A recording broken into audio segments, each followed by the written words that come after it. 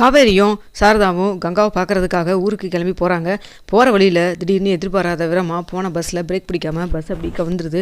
அங்கே நிறைய பேத்துக்களை அடிபட்டுருது. அதில் காவேரிக்கும் தலையில் மீண்டும் அடிபட்டுருது. சாரதாவுக்கு லைட்டாக கையில் காயத்தோடு நின்றுது. சாரதா அறக்க பறக்க பக்கத்தில் இருக்க ஹாஸ்பிட்டலுக்கு கூட்டிகிட்டு போகிறாங்க. ஏற்கனவே அவளுக்கு தலையில் அடிபட்டுருக்குது, பெரிய பிரச்சனை, செத்து பொழைச்சா, இப்போ மீண்டும் இப்படி அடிபட்டுருக்குதே, என்ன கடவுளே அவளை ஏன் இப்படி கஷ்டப்படுத்துறீங்கன்னு சொல்லிட்டு இங்கே சாரதா ஒரு பக்கம் அழுதுகிட்டே இருக்காங்க. அப்போ கங்கா கால் பண்ணுறாங்க. என்னம்மா பஸ் ஏறிட்டேன்னு சொன்னேன், 4-5 மணி நேரத்துக்கு மேலே ஆயிடுச்சு, இன்னமா நீங்கள் வரல அப்படின்னு சொல்லி கேட்குறாங்க. அதை ஏண்டி கேட்குற, வந்த பஸ் இப்படி ஆக்சிடென்ட் ஆயிடுச்சு அப்படின்னு சொல்லலாம் சொல்லிட்டு இருக்காங்க. என்னமாச்சு, காவேரிக்கு எதாவது ஆயிடுச்சா அப்படின்னு சொல்லி கேட்குறாங்க. அதை ஏன் கேட்குற, மறுபடியும் அவளுக்கு தலையில் அடிபட்டுருக்குதுடி, ரத்தமாக போகுது, எனக்கு என்ன பண்ணுறேனே தெரில அப்படின்னு சொல்கிறாங்க. சரிம்மா நீ கவலைப்படாமல் அங்கேயே இருமா, என்னால் இப்போ வர முடியாது, நான் நிவின் அனுப்பிச்சி விட்றேன் அப்படின்னு சொல்லிட்டு இருக்காங்க. எந்த ஹாஸ்பிட்டல் எங்கே இருக்குன்னு சொல்லு அப்படின்னு சொல்கிறப்போ எல்லாத்தையும் சொல்கிறாங்க. சரின்னு சொல்லிட்டு அடுத்து நிவினை அனுப்பிச்சி விடவும் செய்கிறாங்க. அங்கே போனதுக்கப்புறம் முன்னாடி வந்துட்டு இங்கே சாரதா அழுன்னு அழுகுறாங்க. என்னம்மா பிள்ளை இவளுக்கு இப்படி திரும்ப திரும்ப இப்படி ஆகிட்டே இருக்குது அப்படின்னு சொல்லிட்டு, அத்தை எது கவலைப்படாதீங்க, எல்லாம் சரியாயிரும் அப்படின்னு சொல்லிட்டு இருக்காங்க. அப்போ வந்துட்டு யார் இந்த பொண்ணோடைய அட்டெண்டருங்க அப்படின்னு சொல்லிட்டு இங்கே காவேரியோடைய வார்டிலேருந்து வந்து கூப்பிட்றாங்க. நான் தாங்க மேடம்னு சொல்லிட்டு போகிறாங்க. என்னாச்சு, என் பொண்ணுக்கு எதுவும் பிரச்சனை இல்லையே அப்படின்னு சொல்கிறாங்க. ஏற்கனவே அவங்களுக்கு தலையில் பெரிய அடிபட்டு இருந்திருக்கு, இப்போ மறுபடியும் அடிபட்டுருக்குது, என்னாச்சு அவங்களுக்கு அப்படின்னு சொல்லி எல்லாம் கேட்குறாங்க. அப்போ சொல்கிறாங்க இது மாதிரி எல்லாம் நடந்திருக்குன்னு சொல்லிட்டு. இப்போ மறுபடியும் அவங்களுக்கு அதே போல் அதே இடத்துல தான் இன்ஜுரி ஆகிருக்குங்க. அதனால் வந்து இப்போ என்ன ஆகுன்னு தெரில, கண் முடிச்சதுக்கப்புறம் தான் தெரியும் அவங்களுக்கு வேறு ஏதாவது மைண்டில் ஏதாவது பழசம் மறந்த மாதிரி ஏதாவது மெமரி லாஸ் ஆச்சா அப்படின்னு சொல்லி கேட்குறாங்க. ஆமாம் மேடம் அப்படின்னு சொல்லிட்டு 3 வருஷமாக கடைசியாக அந்த ஆக்சிடென்ட் ஆன நாள்லேருந்து 3 வருஷத்துக்கு முன்னாடி என்ன நடந்தது எல்லாத்தையுமே மறந்துட்டா அப்படின்னு சொல்லி பேசிகிட்டு இருக்கிறாங்க. அடுத்து வந்துட்டு கொஞ்சம் நேரத்தில் காவேரியும் வந்து கண் விழிச்சிடறாங்க. விழிச்சதுக்கப்புறம் அம்மா நான் ஏமா இங்கே இருக்கேன், என்னாச்சு எனக்கு அப்படின்னு சொல்லி எல்லாம் கேட்குறாங்க. நிவின் எங்கே, கங்கா எங்கே அப்படின்னு சொல்லி கேட்குறாங்க. என்ன அத்தை புதுசாக பேசுகிற மாதிரி பேசுகிறா, கங்காவுக்கு தான் கை ஃப்ராக்சர் ஆகிடுச்சுல, ஏன் அவளுக்கு அப்படி ஆயிடுச்சு அப்படின்னு சொல்லி கேட்குறாங்க. இப்படி அவளுக்கு வந்து வேலை பார்க்க போன இடத்துல வேலை கிடச்சிருச்சு அவளுக்கு அப்படின்னு சொல்லி திரும்ப பேசுகிறாங்க.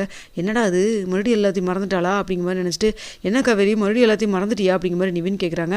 மறந்துட்டுனா சரி ஓகே, எங்கே விஜய் எங்கே, என்ன என் வயிற்றுல எங்கே குழந்தை காணா அப்படின்னு சொல்லிட்டு வயிறெல்லாம் தொட்டு பார்க்குறாங்க. என்ன இதெல்லாம் மறுபடியும் பழசெல்லாம் ஞாபகம் வந்துருச்சு போல இருக்குது அப்படின்னு சொல்லிட்டு இங்கே நிவினும் சாரதாவும் ஒருத்தர் பார்த்துக்கிறாங்க. என்ன எனக்கு எங்கே என் குழந்தை எங்கே, வயிற்றுலேருந்து குழந்தை எங்கே, விஜய் எங்கே, ஒருத்தர் பக்கத்தில் காணா அப்படின்னு சொல்லிட்டு எல்லாம் கேட்குறாங்க. என்னடா அது அப்படின்னு சொல்லி நினச்சிட்டு இருக்கிறப்போ, காவேரி உனக்கு பழசெல்லாம் ஞாபகம் வந்துருச்சா அப்படின்னு சொல்லி கேட்குறாங்க. என்னம்மா ஞாபகம் வந்துருச்சா, எங்கே என் குழந்தை அப்படின்னு சொல்லி கேட்குறாங்க. அப்போ தான் வந்துட்டு சாரதா சொல்கிறாங்க, இப்படி 5 வருஷத்துக்கு முன்னாடி உனக்கு ஒரு ஆக்சிடென்ட் ஆயிடுச்சு, அதில் வந்துட்டு உனக்கு குழந்தையெல்லாம் பிறந்தது, எங்கே பாப்பா எங்கே, பொண்ணா பையனா அப்படின்லாம் கேட்குறாங்க. பொண்ணு தாண்டி பிறந்தது, பொண்ணு வந்துட்டு அங்கே கொடுத்துட்டோம், உங்கள் விஜயோட வீட்டில் கொடுத்தாச்சு. அப்போ விஜய் எங்கே அப்படின்னு சொல்லி கேட்குறாங்க. விஜய் அவங்க வீட்டில் தாண்டி இருக்காங்க அப்படின்னு சொல்கிறாங்க. சாரதாவுக்கு வந்துட்டு விஜய் இருக்காரா இல்லையான்னு தெரியல, அதனால் அங்கே தான் இருக்காங்க அப்படிங்கிற மாதிரி சொல்லிடுறாங்க. ஆனால் இப்போ யாரும் இங்கே இல்லை, எல்லாம் வெளியூர் போயிட்டாங்க அப்படின்னு சொல்கிறாங்க. என்னம்மா சொல்கிற, அப்போ இந்த 5 வருஷமாக நான் எங்கே இருந்தேன் அப்படின்னு சொல்லி கேட்குறாங்க. நீ எங்கூட தாண்டி இருந்த அப்படின்னு சொல்கிறாங்க. ஏன் என்னை வந்து ஒருத்தருமே பார்க்கல அப்படின்னு சொல்லி கேட்குறாங்க. இல்லை அது வந்து என்னன்னு தெரில, இப்படிலாம் நடந்துருச்சு அப்படின்னு சொல்கிறாங்க. ஏமா அவங்க கேட்டாங்கன்னு உடனே என் குழந்தைய எடுத்து நீ கொடுத்துருவியா, அதை எப்படி நீ கொடுக்கலாம், என் குழந்தை என் கூட தானே இருந்திருக்கணும் அப்படின்னு சொல்லிட்டு எல்லாம் ரொம்ப கோவப்பட்டு சண்டை போட்டுட்ருக்காங்க. அப்போ கிட்ட டாக்டர் வந்துடுறாங்க. என்னாச்சு தள்ளுங்க அப்படின்னு சொல்லிட்டு வந்து மறுபடியும் வந்து செக் பண்ணுறாங்க. ஏமா இப்போ தான் உங்கள் தலையில் அடிபட்டுருக்குன்னு கட்டு போட்டிருக்கோம், இப்படி சத்தம் போட்டுட்ருக்கீங்க, ஏங்க நீங்களும் பார்க்குற அந்த பேஷண்ட் இப்படி தான் டிஸ்டர்ப் பண்ணுவீங்களா அப்படின்னு சொல்கிறாங்க.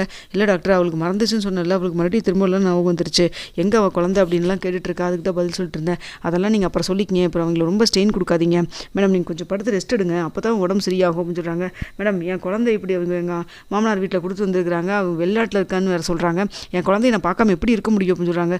எல்லாம் புரியுது, 5 வருஷமாக இப்படி தானே இருந்தீங்க, கொஞ்சம் அமைதியாக இருங்க, எல்லாம் சரியாயிரும், கொஞ்சம் அமைதியாக இருங்க, ஸ்ட்ரெயின் பண்ணிக்காதீங்க, மறுபடியும் பிரச்சனை ஆகி போகுது, ஏதாவது மறுபடியும் வந்துட்டு ஏதாவது மெமரி லாஸ் ஆகிட போகுது அப்படின்னு சொல்கிறாங்க. என்ன டாக்டர் எனக்கு என்ன சும்மா மெமரி லாஸ் ஆகிட்டே இருக்குமா எனக்கு அப்படின்னு சொல்லலாம் பேசுகிறாங்க. இல்லைம்மா உங்களுடைய சுச்சுவேஷன், உங்களுடைய சூழ்நிலை, உங்களுடைய தலையில் அடிப்பட்ட காயம் அப்படி இருக்குமா, நாங்கள் என்னமா பண்ணுறது அப்படின்னு சொல்லிட்டு இருக்கிறாங்க. அப்போ வந்துட்டு டாக்டர் எப்போ நம்ம இவங்கள டீச்சர்ஸ் பண்ணி வீட்டுக்கு கூட்டு போகலாம் அப்படின்னு சொல்லிட்டு உடனே இங்கே நிவின் கேட்குறாரு. இன்றைக்கி ஒரு நாள் இருக்கட்டும், நாளைக்கு கூட்டிகிட்டு போய்க்கிங்க அப்படின்னு சொல்லிட்டு இருக்கிறாங்க. அடுத்தா இங்கே விஜய் வந்து தாத்தாவோட சண்டை போட்டு நான் போய் காவேரி கையோடு எப்படியாவது கூட்டு வருவேன், அவள் வீட்டு அட்ரஸை கண்டுபிடிச்சி நான் கூட்டு வரத்தான் போகிறேன் அப்படின்னு சொல்கிறாங்க. இதை பார்த்துட்டு இருக்கிற உடனே வந்துட்டு சித்தப்பா எங்கே பாரு விஜய் கால் எடுத்து ஒரு வெடி வச்சு அவளுக்கு இது வீட்டுக்கு கூட்டிகிட்டு வந்துட்டேன், அதுக்கப்புறம் எங்களை யாரையும் நீ உயிரோட பார்க்க முடியாது அப்படின்னு சொல்கிறாங்க. என்ன பிளாக்மெயில் பண்ணுறீங்களா, இத்தனை நாளாக வந்துட்டு அவள் உயிரோட இல்லைன்னு தானே சொல்லிட்டு இருந்தீங்க, இப்போ நீங்கள் என்ன பண்ணுவீங்களா பண்ணுங்கள், என்ன உங்களுக்கு நான் மொத்தத்தில் வந்து காவேரியோட நான் சேர்ந்து வாழக்கூடாது அப்படி தான் நீங்கள் நினைக்கிறீங்க, இங்கே பாருங்கள் இதுதான் இப்போ என்னை பார்க்குறது, என்னையும் அம்மாவும் பார்க்குறது, இதுதான் நீங்கள் கடைசி, இனிமேல் வந்துட்டு காவேரி இல்லாமல் என்னால் ஒரு நிமிஷம் கூட இங்கே இருக்க முடியாது, நான் உடனே போய் காவேரி கூட்டிகிட்டு தான் வர போகிறேன், நீங்கள் இங்கே வர வேணாம்னு இல்லைன்னு சொன்னால் நான் வேறு எங்கேயாவது போய் இருந்து கண்டிப்பாக நான் காவேரியோட சேர்ந்து வாழத்தான் போகிறேன். உங்களுடைய சொத்து பணம் எதுவும் எனக்கு வேண்டாம்.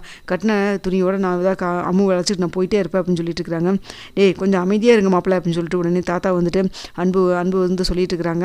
அவரும் வந்துட்டு அமைதியாகிறார். இல்லை மாமா அது வந்து கொஞ்சம் அமைதியாக இருங்க அப்படின்னு சொல்லிட்டு, டே விஜய் உன் நல்லதுக்கு தான் நான் பண்ணேன், இது புரிஞ்சுக்கிட்டாமல் இருந்தால் என்ன அர்த்தம் அப்படின்னு சொல்கிறாங்க.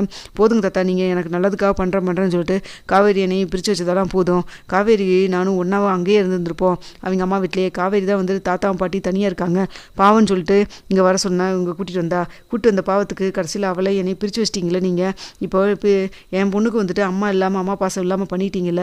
நான் எப்படி சின்னதில் அம்மா பாசம் இல்லாமல் வருத்தப்பட்டு இருந்தனோ கவலைப்பட்டு இருந்தனோ அதே போல் தான் வந்துட்டு என் குழந்தைக்கு பண்ணிட்டீங்கல்ல. ரொம்ப நன்றி, உங்களை நம்பினதுக்கு நீங்கள் எனக்கு நல்லா கைமாறு பண்ணிட்டீங்க. இந்த துரோகத்தை நான் என்றைக்குமே மறந்துடவே மாட்டேன் அப்படின்னு சொல்கிறாங்க. விஜய் அப்படிலாம் சொல்லாத விஜய் அப்படின்னு சொல்கிறாங்க. எனக்கும் ஒவ்வொரு நாளும் இதை நினச்சி வருத்தமாக தான் இருக்கும். அப்போ வருத்தமாக இருக்குன்னா எங்கிட்ட உண்மையை சொல்லியிருந்துருக்கலாம்ல. நான் தேடி பிடிச்சி எப்படியாவது காவேரி நான் வீட்டுக்கு கூட்டு வந்திருப்பேன்ல அப்படின்னு சொல்கிறாங்க. இதை பார்த்துருக்கிற உடனே அன்பு, இங்கே பாரு விஜய், கூட்டு வரது பிரச்சனை இல்லை, நீ அவளோட சேர்ந்து வாழக்கூடாதுன்னா இங்கே யாரும் நாங்கள் நினைக்கல. ஆனால் உனக்கு சேர்ந்து வாழ்ந்தால் இந்த பசுபதினால பிரச்சனை வருதில்ல அப்படின்னு சொல்கிறாங்க.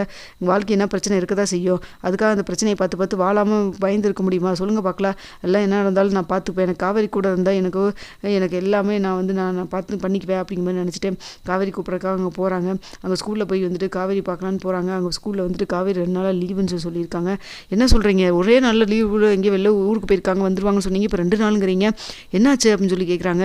அதெல்லாம் எங்களுக்கு தெரியாது, சரி அவங்க வீட்டு அட்ரஸ் எல்லாம் ஃபோன் நம்பர் கொடுங்க அப்படின்னு சொல்கிறாங்க. அப்படியெல்லாம் கொடுக்க முடியாதுங்க அப்படின்னு சொல்லிட்டு இருக்கிறாங்க. அப்போ தான் விஜய்க்கு ஞாபகம் வருது, நம்ம அம்மாவுக்கு உடம்பு சரியில்லைங்கிறப்ப கால் பண்ணது அவங்க தானே கால் பண்ணாங்க. அந்த நம்பருக்கு கூப்பிட்டு பார்த்தா என்ன, அது அவங்களுடைய நம்பராக தானே இருக்கும். வாட்ஸ்அப்பில் செக் பண்ணி பார்ப்போம், காவேரி ஃபோட்டோ வச்சிருப்பா வாட்ஸ்அப் ஸ்டேட்டஸில் அப்படிங்கிற மாதிரி நினச்சிட்டு வாட்ஸ்அப் போய் செக் பண்ணி பார்க்குறாங்க. பார்த்தா காவேரி ஃபோட்டோ வச்சிருக்காங்க. அப்போ இது காவேரி நம்பர் தான் அப்படின்னு சொல்லிட்டு உடனே காவேரி நம்பருக்கு கால் பண்ணவும் செய்கிறாங்க. அப்போ கரெக்டாக சாரதா கையில் தான் ஃபோன் இருக்கவும் செய்யுது. அப்போ வந்துட்டு என்ன காவேரி நம்பருக்கு புதுசாக ஒரு நம்பர்லேருந்து கால் வருது அப்படின்னு சொல்லிட்டு நிவின் இருந்து கொடுங்க நான் பேசுகிறேங்க அப்படின்னு சொல்லிட்டு வாங்கிக்கிறாங்க. வாங்கினது மட்டும் இல்லாமல் ஹலோ அப்படின்னு சொல்லி பேசுகிறப்போ காவேரி அப்படின்னு சொல்கிறாங்க. நான் தான் விஜய் பேசுகிறேன் அப்படின்னு சொல்கிறப்போ விஜய் நான் தான் நிவின் பேசுகிறேன் அப்படின்னு சொல்கிறாங்க. நிவின் நீங்கள் எப்படிங்க, காவேரி எங்கே இருக்கிறா, நான் இங்கே ஸ்கூலில் இப்போ தான் இங்கே வேலை செஞ்சுருக்கான்னு நான் நினச்சேன், என்கிட்ட எல்லாருமே அவள் இறந்துட்டான்னுலாம் சொன்னாங்க, இப்போ உயிரோடு இருக்கிறத இப்போ தான் எனக்கு தெரிய வந்துச்சு, என் பொண்ணோடைய கிளாஸ் டீச்சராக தான் அவள் இருந்திருக்கிறா அப்படின்னு சொல்கிறாங்க.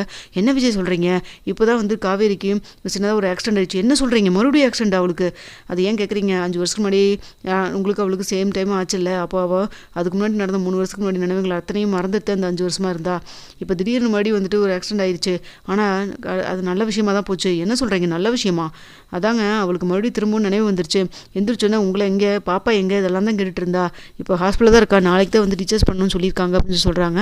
இதுவே நீங்கள் ஒரு நாளுக்கு முன்னாடி வந்து காவேரி பார்த்துருந்தீங்கன்னா, காவேரியை நீங்கள் கண்டுபிடிச்சிருந்தீங்கன்னா கூட நீங்கள் வந்து நின்றுருந்தீங்கன்னா யாருன்னு சொல்லி உங்களை பார்த்து கேட்டுருந்துருப்பா. நல்ல வேலையாக போச்சு, நல்லது தான் நடந்திருக்கு, நீங்கள் கிளம்பி இங்கே வரீங்களான்னு சொல்லிட்டு ஹாஸ்பிட்டல் அட்ரஸ் சொல்கிறாங்க. கண்டிப்பாங்க பிரதர், 1 மணி நேரத்தில் நாங்கள் வந்துடுவேன், அம்மாவும் கூட்டிகிட்டு வரேன் அப்படின்னு சொல்கிறாங்க. வாங்கன்னு சொல்லிட்டு இருக்கிறாங்க. அடுத்தா வந்துட்டு இங்கே ஹாஸ்பிட்டலில் வந்துட்டு சாரதா போய் சொல்கிறாங்க, விஜய் இன்னும் கொஞ்சம் நேரத்தில் வந்துருவார் அப்படின்னு சொல்கிறாங்க. என்னம்மா வெளிநாட்டில் இருக்கான்னு சொன்னேன் அப்படின்னு சொல்கிறாங்க. எல்லாத்தையும் வீட்டில் போய் விளாவரியாக பேசிக்கலாண்டி, இப்போ கொஞ்சம் நேரத்தில் வந்துருவார் அப்படின்னு சொல்லிட்டு கண் கலங்கிட்டே சொல்கிறாங்க. சரிம்மா அப்படின்னு சொல்லி பேசிட்டு இருக்கிறப்ப கரெக்டாக விஜய் வந்துடுறாங்க. விஜய் அம்மு கூட்டிகிட்டே வராங்க. இதான் காவேரி உன் பொண்ணு அப்படின்னு சொல்லிட்டு இருக்கிறாங்க. அம்முவை பார்த்தோன்னு வந்துட்டு ஆசையாக கட்டி பிடிச்சி முத்தமெல்லாம் கொடுக்குறாங்க. இதை பார்த்துட்டு விஜய் 5 வருஷமாக என் பொண்ணு அம்மா பாசமே இல்லாமல் போயிட்டா, ரொம்ப கஷ்டமாக போச்சு, கடவுள் இப்போ தான் திரும்ப இவளுக்கு நினைவு வந்திருக்கு, ரொம்ப சந்தோஷம் அப்படின்னு சொல்லி சொல்கிறாரு.